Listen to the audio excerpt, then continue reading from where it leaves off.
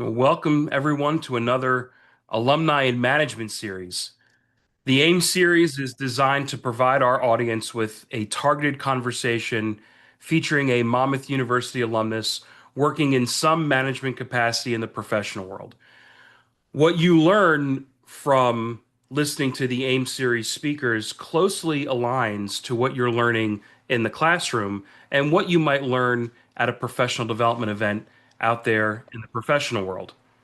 So the Leon Hess Business School is happy to provide this programming to help give you a head start on the competition. Tonight, we welcome Ashley Stimson to the AIM series, and to start, we're going to play a brief video of Ashley introducing herself. Hi, my name is Ashley Stimson, Monmouth University alumni 2006. It's hard to believe, but it has been nearly 20 years since graduating from Monmouth University with a double major in management and marketing. Time truly flies. Since leaving Monmouth, I have built a career in sales spanning multiple industries, including financial, pharmaceutical, most recently medical device. What I've learned along the way is that sales is more than pushing a product or hitting quota. It's about people. It's about connecting, building strong, long-lasting relationships, solving problems, and finding ways to add value along the way. Monmouth University truly set me up for success and prepared me for all of that. The education that I received there, the experiences that I had both in and outside the classroom helped to build my confidence as well as a strong foundation for me to step into a competitive field and grow. Today, I'm honored to be here to speak with all of you, to share my journey, to share insights that I wish I would have had when I was sitting where you all are today.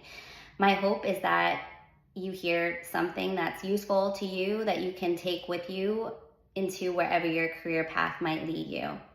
Thank you for having me this evening. I'm looking forward to connecting and sharing my story with all of you. Well, thank you for the self-introduction, Ashley. After seeing that self-introduction, is there anything else you think we should know as some baseline uh, welcome type of information? Sure. Thank you again for having me. I'm so honored to be here. I still can't get over the fact that it's been almost 20 years this coming May that I graduated from Monmouth University. So this is really, really such an honor. I grew up in New Jersey, Sparta, New Jersey. I'm a true New Jersey girl, almost born and raised here. I grew up in Sparta, New Jersey, went to Sparta High School. I chose Monmouth because it was still relatively close to home. It allowed me to be in a space where I can truly get to know the professors, to get to know the students, and have more of a personal attention. And it certainly didn't hurt that the school is right at the Jersey Shore. So I spent my summers down at the Jersey Shore, worked part-time jobs in between classes. And it was truly such a great experience the 4 years that I was at Monmouth University. I majored in business management and marketing. I did a double major. I was always drawn to understanding people, what influences their decisions, how they connect emotionally to products, and how trust plays a role in business. So I didn't know it at the time, but that curiosity is exactly what led me to a career in my current role, medical device sales. Let's talk about a little bit more about your personal history. So you're from Sparta. Look, I'm from Roxbury, so we're in the same neck of the woods up there. You came down to the Jersey Shore and enjoyed it here. Once you got to Monmouth, tell us a little bit about what drew you into these business courses and maybe some of the lessons, the early lessons, let's say, you learned in some of the earlier courses. Sure. I truly didn't know where my career path was going to lead me. I got into college 18 years old. I really didn't know what I wanted to do. So I thought having a strong foundation in business would really set me up for success. And I think the professors really had an impact on where my journey at Monmouth took me. Dr. Mosca, who's still there today, sat me down. I thought I wanted to have a career in finance, and I just envisioned myself on Wall Street. And he just saw something different for me. He saw me in more of a sales role, or dealing more personally one-on-one with people. He just knew my personality, and again, that just takes you back to the personal attention you get at Monmouth, the personal relationships you develop with your professors, and them just really understanding where your strengths are, and where they see you having success. So that's what really steered me down the path of management and marketing. It was the professors and them guiding me and kind of helping me along the way. Great. So maybe you can tell us a little bit about your further time here at the university. We'll talk more about the classes and we'll talk about your professional history, but maybe you can tell us a little bit about what else did you do when you were here at the university? Sure. So while I was there, I had a goal of finishing in 4 years. I paid for my entire education. And I remember early on, a professor sat us down and said, "This is what it costs per class." So that stuck with me, and I didn't miss a class. I made it a goal to really take education seriously. I graduated with a magna cum laude. So I took a lot of pride in that and showing up for class and giving it my all. But while I was there, I also made really close friends. I joined Theta Phi Alpha sorority, which I don't believe is on campus anymore, but I still have many friendships, close friendships today from joining that sorority. I was able to meet my husband my freshman year in college, and we're still married. We've been together 22 years almost, married 13. So aside from really thriving, finding my confidence, finding my career path, and really diving into education, I have made such great relationships and stayed friends with so many of the people that I met at Monmouth. So it was just such a great experience overall. So for the students that are listening to this, whether you're listening live tonight or you're listening on YouTube at some point in the future, get involved on campus. Ashley met her friend, she met her husband. You're on campus. Get involved on campus. Get involved on campus. And I Now, would say too, the jobs there, Rooney's, I worked at Rooney's part-time. So I still go down and they still remember me. And I make it a tradition every year. I go down with my husband. We stay down the Jersey Shore. We go to Rooney's. So I encourage, aside from internships, which I also had, those are super important to find where your passion is and where you can get involved. I think having a part-time job is super important there as well. how great is Rooney's, by the way? I mean, The best.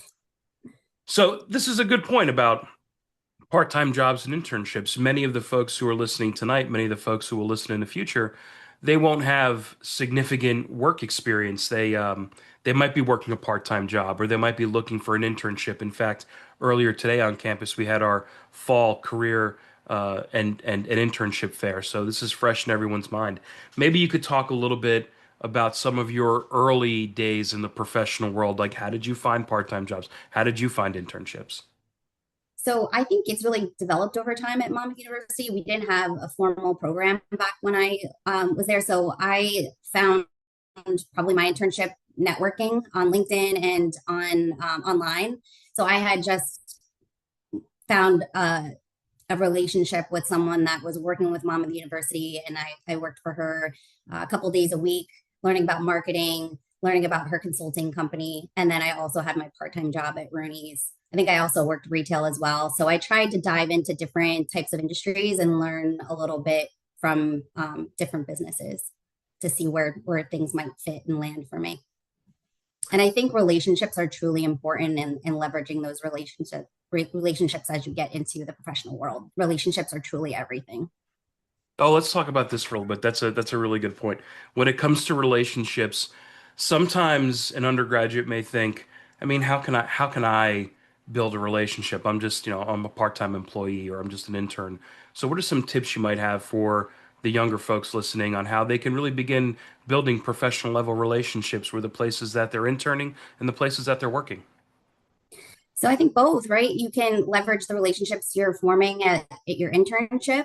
Now with social media, there's so many ways to connect with people, whether that's through Instagram, through LinkedIn. There's so many different ways. So I always think you should be networking, reaching out to people, asking questions. I've had students reach out to me as a Monmouth University alumni through LinkedIn, and they just ask if they can pick my brain. And I'm happy to set aside time to answer questions about my fields or just how I leveraged relationships. You can certainly utilize a lot of different avenues to reach out and connect.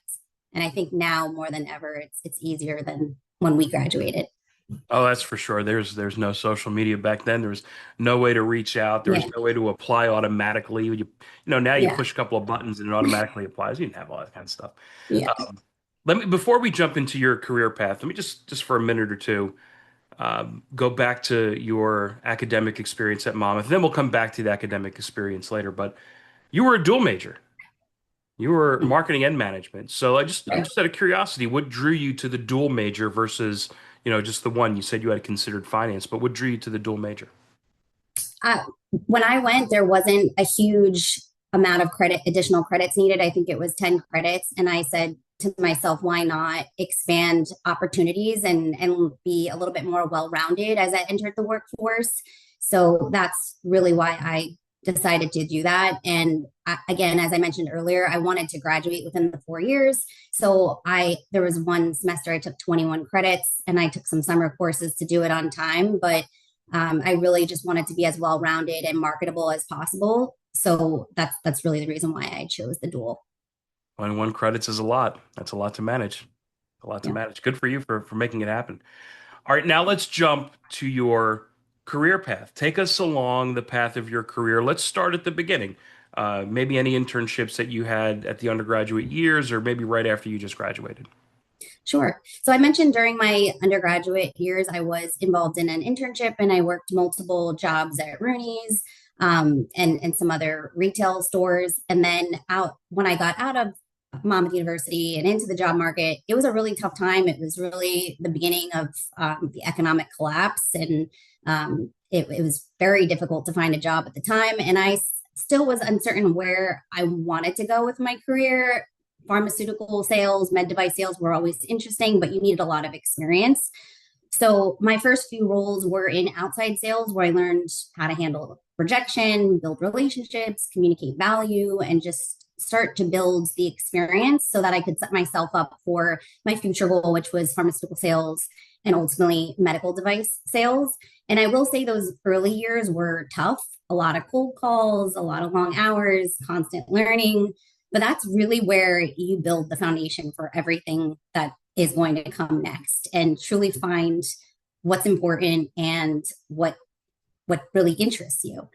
So eventually I found my way into medical sales, and that's just where everything clicked for me. I joined a company 5 years ago that specializes in breast cancer detection and surgical guidance technology. So instead of just selling a product, I'm part of something truly special and I'm helping to improve patient outcomes. And now my role, I'm not just a sales specialist, but I'm also a regional trainer. So I have a managerial aspect to it where I'm helping to basically shape new representatives and helping them along their journey as they start in medical device or start fresh with this company to set them up for success. All right, Ashley, we're gonna slow walk this because there's a lot in there, Sure. a lot in there. So Sure. let's go back to the beginning. You mentioned that Sure. at the beginning of your career, you were learning how to accept rejection from sales. I've talked to a lot of alumni from our generation and also that came after us, and I think we all universally agree learning how to accept rejection in the sales world is a great skill to learn. You need to Yes. learn how to do that.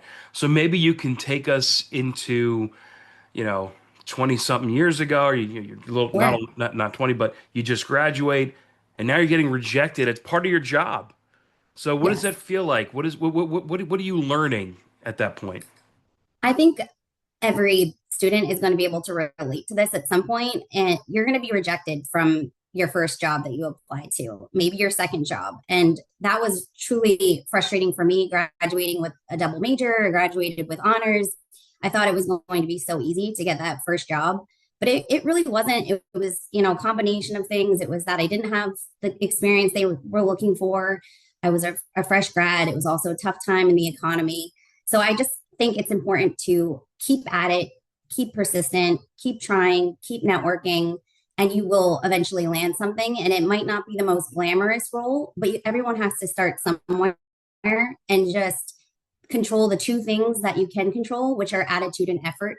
You show up, you learn, you ask questions, and that's going to set you up for success in the current role and then lead you into your dream role or where you're going. And I do think it's important to, let's say you get to that role that you've been coveting. Maybe it's not all it's cracked up to be, or maybe that's just not satisfying for you. It's okay to pivot and change.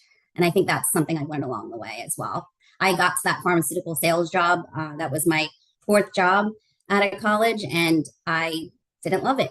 And I pivoted and I got into medical device, and I'm in a role now I truly do enjoy. It's a good lesson for folks to learn that look, you may not like the first, second, third job that you have out there, but you can pivot. You can do something totally different, and you might wind up loving it. So good lesson. Thank you for sharing that with everyone. Let's think about your first job or two out of college. I know that you worked in lending when lending was crazy, when things were going wild. What are some memories you have of that? So my first job, again, it was in the financial world. It wasn't my dream job. I got into selling subprime mortgages and selling auto loans at an extremely high interest rate. And this was at the time before everything came crumbling down. I pretty much lived the Big Short, if you've seen that movie, and you've probably learned about it in history at this point. But it was very scary. I remember being there about a year, and we got pulled into a room, and they said, "This is what's happening, but don't worry, everything's fine. You're safe. You're gonna have a job." And something in me, I just felt it in my gut. I knew it was not okay, and I needed to start looking for something else. And that is kind of when everything came crumbling down. But I did stick it out for a year. I gave it my all. I did really well in that role. And that transitioned me into insurance sales, where I sold personal auto, home, and life insurance.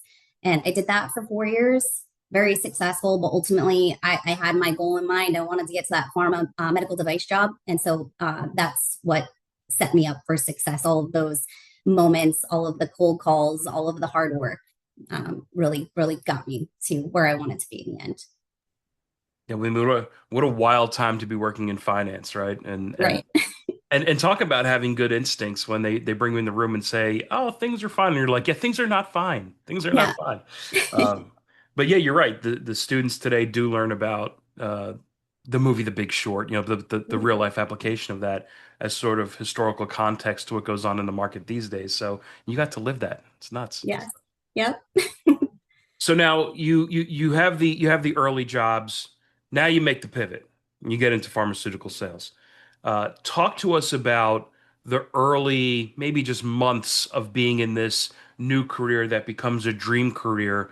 What does it feel like? What's it like going from this world to a totally different world? Sure. I think all of the previous roles that I had were very translatable skills to the pharmaceutical sales job. So once I got there, it was such a huge accomplishment. I felt so great about it. I was working on the Upper East Side of Manhattan, calling on the upper echelon of physicians out every night at dinner programs, and always on the go, and probably walking 20 to 30,000 steps a day all over Manhattan. So I definitely got my exercise in. But at the end of the day, I just felt like it wasn't really utilizing my sales experience that I had obtained in my previous roles. And I just wanted to have more of an impact, more of a touch point on patients. And so I felt like there was just more that I could be doing. And that's what transitioned me into the medical device world. So you started in medical devices and you worked for one company for a long period of time. Um, but then you went to your current company. So maybe you can help the listeners understand, when would they know that it's time to maybe move on to a different company? I think it's really important to not get comfortable, right? So I think it's when you feel like you're just comfortable, you're not growing, you're not advancing, it might be time to pivot and try something else, whether that's into a managerial role within the current company, or maybe you're meant to go elsewhere and seek a different role in another company. For me, I really was enjoying what I was doing at my last company. I went through COVID where everything shut down. We didn't know what the future was going to look like. I was calling on dental practices, and it was very unknown. They were laying people off, furloughing. And so at that point, I felt like in my gut, it's just that gut feeling again that I just needed to see what else was out there and explore other opportunities. At the same time, I had a best friend that I met at Monmouth University who was going through breast cancer. And I was with her through all her chemo treatments and her cold capping. And at this time, I was kind of exploring other opportunities. I saw this opportunity come out with my current company, working with patients that could potentially have breast cancer, and my device would help detect breast cancer. And I just thought everything was just aligning and something was pulling me in that direction. So I think it's at the end of the day, just really important to trust your instincts, trust your gut, and always seek to grow and be a little uncomfortable and don't get comfortable. It is interesting how sometimes life seems to push you in certain directions and things wind up working out for the best. And in this case, being there for your friend actually helps open up a career path for you. Um, so now, if you could talk to our listeners about what is it like when you start at the new company? At this point, you've got a lot of experience working in medical device sales, but now you're at a new company. What's it like to translate those skills to a new environment? I think, again, a lot of those skills are transferable, but there's always ways that you can grow and build upon your existing skills and be challenged in new ways. So, whenever you're starting a new role, I think it is a little scary and it's frustrating not to know everything and feeling like the new person all over again. It just takes time to get your bearings and get a little comfortable with the politics and understanding the products and understanding what it is you're doing and finding your why. So I think there's just a bit of that in the beginning. And then that's where you just really thrive because you're challenging yourself and you're pushing yourself. And I just think that's so important to always be challenging yourself and learning and growing. And even if you are happy in your job and it is challenging, you always find ways to challenge yourself personally, whether that's setting a goal for yourself to read 52 books in a year, which I did for myself last year, or maybe it's learning a new language. You have that ability now through all these applications we have. So there was one year I just chose to start learning Spanish or pick Portuguese one year and just always finding ways to keep education alive. That was always so important to my grandfather. He was a big advocate for education. And so I took that with me and I'm always trying to find ways to challenge myself and grow and educate. Well, now, of course, I want to know of the 52 books you read, like what was your favorite? So now I'm curious about that. Um, but this idea of professional development and personal learning and lifelong learning brings me to a topic which is actually going to dial back a bit.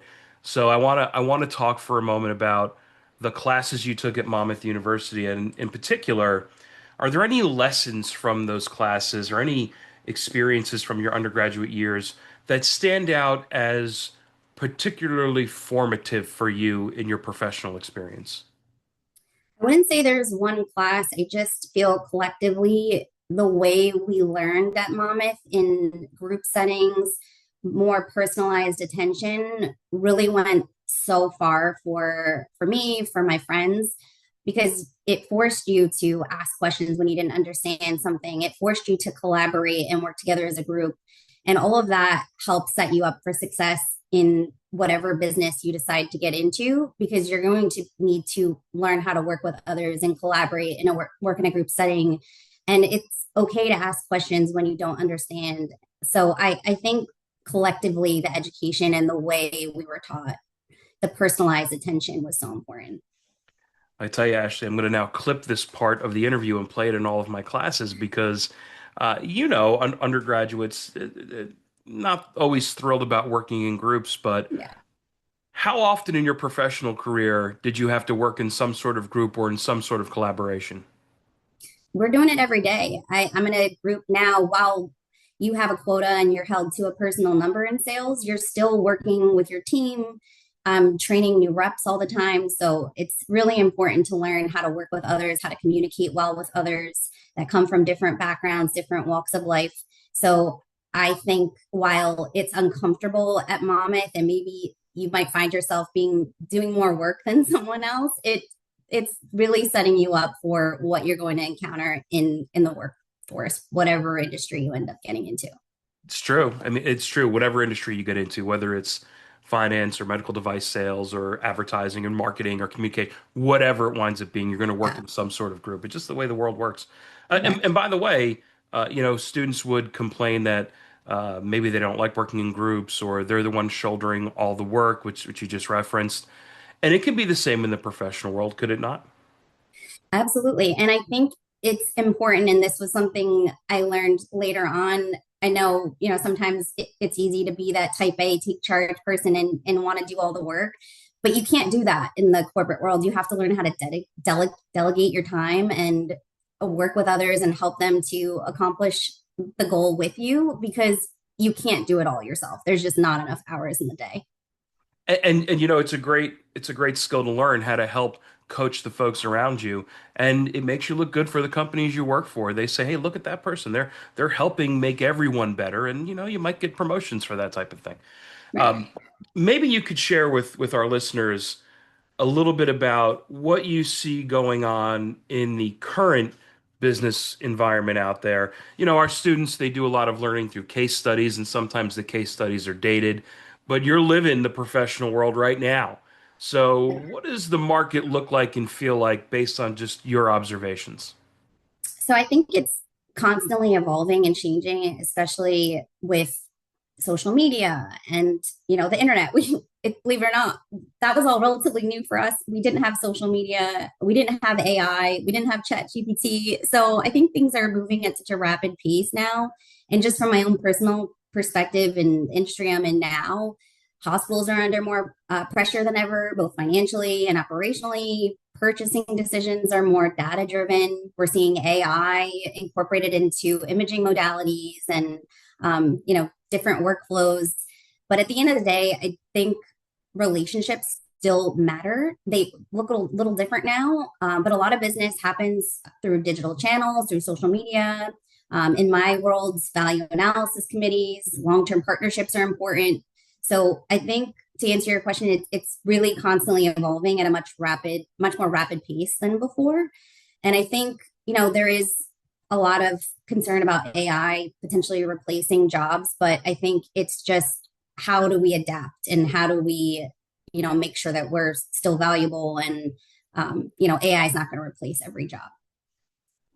Yeah, I want to talk to you a little bit more about AI, but I'm just compelled because you correctly mentioned that like the internet was still kind of new, the commercial internet was still Yeah. kind of new back in the day. There's definitely no social media. There's no LinkedIn. There's no way to connect with people, and all that stuff that did start to get created was in its nascent infancy, and you didn't really use it. So it, It it makes is us sound interesting. really old. Yeah, no, it does make it sound old. I was talking to students earlier today about AOL dial-up internet, and AOL just canceled that a few weeks ago. But let me talk about this AI for a little bit. I've got a former student of mine who works in high finance, and in my conversations with him, he's saying how AI is actively replacing jobs in finance. I also have former students that work in marketing, and they say, "Oh, well, AI can do a lot, but it can't replace certain jobs." So maybe you could talk a little bit more about in your industry, what do you see now with AI, and then what do you think might be on the horizon? So it's hard to say because I think AI is only as good as who's developing it and putting in these algorithms. So it's not perfect. It still has a long way to go. Where I'm seeing it in my current industry is that it's being incorporated into a lot of imaging modalities and diagnostic modalities. So there is a concern from physicians how it's being utilized and if it is going to replace some of the physicians' jobs. So there is that real concern, but I don't think we're anywhere near that point yet.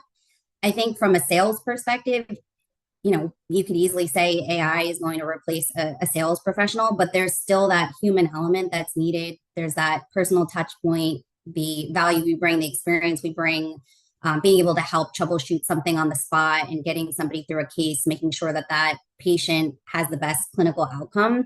So I don't think our job is at risk anytime soon. And again, I think we still have a ways to go with AI in general. Yeah, it's always going to be hard to find a way to replace that human connection you mentioned. Sometimes people just want to talk to people. Yeah. you know? But it is, I mean, utilize the resources. I'm a big advocate of utilizing something that can help improve your communication style, or checking grammar, making sure things are coming across, your tonality is correct. I think communication is so important in any role that you have. So if you want to type something into ChatGPT just to check your grammar and make sure your tonality and your communication is professional, it's a good idea to use some of these tools that we have that we never had before. Yeah, I was talking to students earlier today about that actually, that in those cases when you are going to use AI to clean up grammar and, brush up a little bit here and there, just make sure you then go check the AI and that they're Yes. still speaking in somewhat of your authentic voice. And that's exactly how you're saying. Use Yeah. it to just brush up here and there. Yeah. Don't take it as gospel because there's a lot of inaccuracies on there. So, just watch what you're learning on AI and on Chat GPT. It's not always accurate. Amen. Amen. Maybe you could talk to the students a little bit about what you think the job market is going to look like, at least in your industry, let's say over the next 12 to 18 months. That's when many of our listeners will be entering the job market. So, the next year, year and a half, what do you think you see out there? I think there's still going to be a huge opportunity for people who can combine business knowledge with technical understanding and empathy. Companies are looking for good communicators, problem solvers, self starters, not just people with the perfect resume, but how you're applying that. And if you're entering the workforce in the next few months, I would focus on adaptability and your learning agility, making sure you're asking good questions and that you come ready to work, have a good attitude, and just be willing to work hard and maybe take a less glamorous job and start from the bottom. Yeah, you actually got to the next question I wanted to ask, which is what gaps are there out there in the professional world that the next generation of applicants, which hopefully are our students, what gaps can they fill? And it sounds like adaptability and communication rise to the top. Right. Yeah, and I think just being willing to dive into different industries. Maybe you get out and you're similar to me where you're not sure exactly what you want to do. I had so many friends that knew they wanted to be a nurse or knew they wanted to be an accountant, and that just wasn't the same for me. I knew I wanted to work with people and I felt pharmaceutical sales would be a good fit. But ultimately, I was a little lost when I graduated. And I think that's okay because we're still young. You're still young when you graduate. You're in your early 20s, and maybe you won't have it all figured out. But don't be afraid to try something new, to say yes to something that sounds scary, and just try. Just don't be afraid. Good advice. And we're going to come back and get some more advice from you in just a few minutes. But let's talk about you. What do you hope to achieve in your career over the next, let's say, 5 to 10 years? So I would say I am looking forward to remaining in the medical device field. This is just where I feel my passion lies, being able to work with clinicians, being able to have a direct patient impact. And I'm really enjoying my newer role working with up and coming representatives or maybe new representatives with the company to help them thrive, to set them up for success. So I think that's where my managerial background or business management background really has kicked in, and I'm enjoying it. So I can see myself moving into more of a managerial aspect as I continue on in my career path here. Great, great. We did gather a couple of questions from folks when they registered. So I've got a couple of questions from our guests tonight. And one of them is, what is a lesson that you learned over your career that wasn't necessarily taught to you in class? I would say I've mentioned this before, but don't be afraid to start small. Don't feel like you need this big role coming out of college. I would say networking, that it just wasn't as big of a thing. We didn't have social media, so don't be afraid to network. I wish I had done more of that while I was in school. I think it would have made things easier when I went to look for that first job. And don't be afraid to get out there and put in some hours interning. Go find something that's of interest, that's something that you're really wanting to learn more about, and put in some hours. See if you can spend a few hours just shadowing someone in different industries and see if that's really of interest. And then maybe that company has an internship you can take advantage of over the summer. So I would say, get out there and network. Don't be afraid to start small and dive into some different industries because I think you'll surprise yourself of what actually is intriguing and where you might want to land. More great advice. And I do have another question from the audience, but before we get to that, I just want to dive into this piece on networking a little bit. Two sub questions on that. Number one, many of our listeners will do their networking through LinkedIn. They'll reach out to folks. So my first kind of sub question is, if you're the one who's going to be receiving the message from a young person through LinkedIn, what do you want to see from them? Do you want to get a copied and pasted message? Do you want something more personal? Do you want something that's formulaic? What is it you're looking for when a young person reaches out to you on LinkedIn? I think a personalized message is always appreciated to, it's always nice when someone's taken a look at my LinkedIn profile and has some targeted questions about my background. And they'll typically ask me for 5 minutes of my time, 10 minutes of my time, and we'll set up a time to chat. And when they come prepared with questions, and I can see that they've taken time to think about this and come prepared. I think that's important because that's what you're going to want to do when you're preparing for an interview. You want to be prepared, be knowledgeable about the company, come prepared with some good questions to show that you've taken that initiative. Maybe, researched some other representatives or other employees from that company and reached out to them. Do your due diligence, do your homework, I think is really important as you're networking. Okay, and then my second sub question on networking is not the digital end of it, but the in-person networking. Mhm. We're talking to a lot of young people here tonight. Young people will watch this again in the future on YouTube. What is your advice for them on how they can just begin networking in an in-person way? There's probably local events, business networking events that they can take advantage of. And I think those are truly valuable. Maybe it's industry related. If you want to be an accountant or you want to get into sales, there's probably some local groups that you could get involved with. I worked with Business Networking International when I started out, and that was a way for me to network with different representatives or different employees of different industries, and we would share leads, communicate about the industry, but they would introduce me to their network as well. So when you're brand new to an industry, you're right out of college, you don't really know a lot of people in the professional world. So if you can find a group like that, it's always great. Or get involved in a sport. That's always great too. My husband's done some local sports here, gets involved in golf. Golf is a great activity to pick up and meet people from different walks of life, different industries. Those are just a couple examples of ways that you can get out in your community and start meeting people that you might not have met before. Yeah, and it's nothing more than saying hello and shaking a Yeah. hand. If you have a business card, it's good advice. Yeah. So the second question that came in from the registrants was, "Hey, this is a Monmouth University themed conversation. We've got Monmouth University registrants and attendees here. What's your favorite Monmouth memory?" It's hard to nail that one down. I was thinking about it when you sent it to me, but I guess I would have to say it was meeting my husband.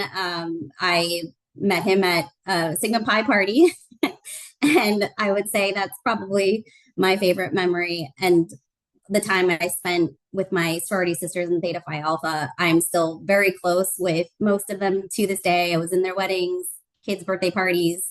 I live down the street from one of them, and I've watched her kids grow up. So I think the relationships that I've built, it's hard to single out one specific memory because I have so many great ones, but I would say the takeaway is the relationships that I built and still have to this day.